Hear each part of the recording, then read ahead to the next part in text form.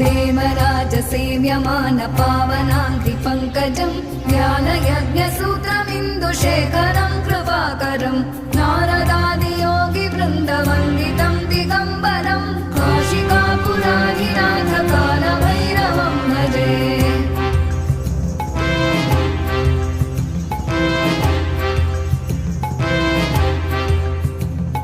भानुकोटिभास्वनं भवाभितारकं परं नीलकण्ठमीप्सितार्थदायकं त्रिलोचनं कालकालमम्बुजाक्षमक्षशूलमक्षरं काशिकापुराधिनाथ कालभैरवं भजे।